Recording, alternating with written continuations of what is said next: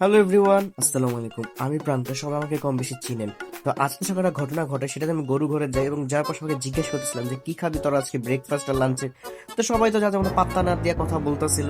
তা আমি জিজ্ঞেস করলাম, দরকার নাই ভাই, আমি যা খামো তাই খাবি। তো ওইদিকে লাঠিদা মাইটটা খেলাম, সবাই ডরাই গেছিল আমার মাইটটা দেখা।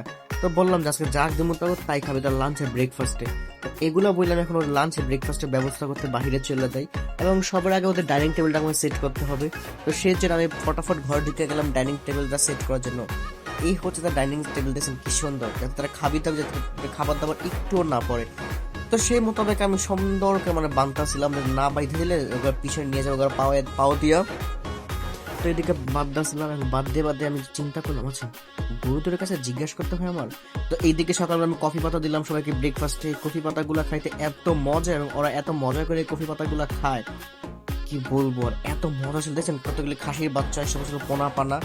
তো বেশি বেশি করে দিলাম, কারণ বেশি করে দিলে দুধ দিব তারা বেশি বেশি, আর বেশি দুধ দিলে বেশি টাকা, আর বেশি টাকা মানে কত কিছু লাইফ, মানে লাইফ পুরো সেটেল।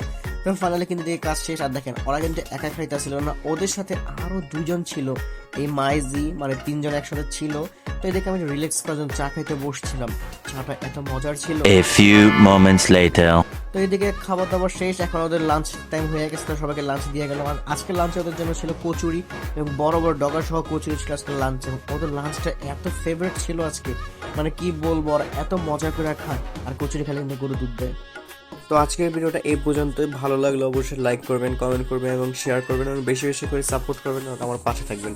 তো আজকে আমাদের যাচ্ছি, দেখা হবে নতুন একটা ভিডিওতে। ততক্ষণ সবাই ভালো থাকে।